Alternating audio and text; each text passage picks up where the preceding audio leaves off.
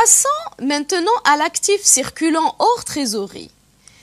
Il correspond à des éléments du patrimoine qui, en raison de leur destination ou de leur nature, n'ont pas vocation à rester durablement dans l'entreprise. Leur montant est également variable, c'est pour cela qu'on les appelle circulants.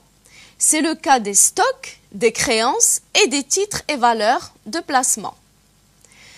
Les stocks représentent l'ensemble des biens qui interviennent dans le cycle d'exploitation de l'entreprise pour être soit vendus en l'état, c'est-à-dire sans aucune transformation, on parle alors de marchandises, soit consommés au premier usage, on parle de matières et fournitures consommables.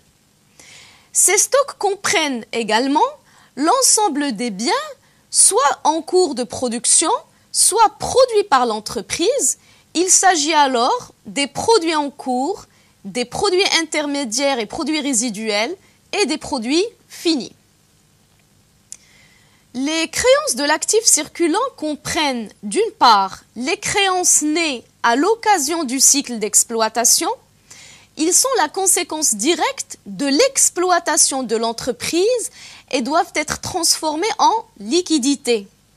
En effet, une partie des ventes de l'entreprise peut être réalisée, comme nous l'avons déjà vu, à crédit. L'entreprise a dans ce cas des créances d'exploitation sur ses clients. À part les créances sur les clients, nous avons d'autre part des avances sur salaire accordées au personnel de l'entreprise dont la durée de remboursement ne dépasse pas une année. Par ailleurs, comme autre créance de l'actif circulant, nous avons les titres et valeurs de placement. Ces titres et valeurs de placement sont constitués d'actions, d'obligations, etc., acquis par l'entreprise en vue de réaliser un gain dans une courte durée. Il faut savoir que les titres financiers que nous avons vus tout à l'heure sont achetés et vendus sur un marché. Ce marché s'appelle le marché des capitaux. Cela signifie que ces titres ont un prix ou un cours. Et comme pour tous les marchés, c'est la confrontation de l'offre et de la demande qui détermine ce prix. Les entreprises disposant de liquidités ou de trésorerie peuvent placer leur excédent en achetant des actions ou des obligations ou autres en vue de les revendre après une durée assez courte. Les entreprises décident de les revendre lorsqu'elles anticipent ou prévoient une hausse de leur prix.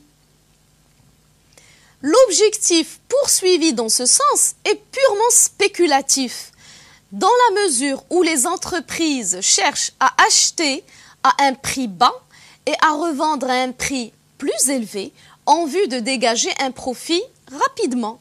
Et c'est le cas des titres et valeurs de placement.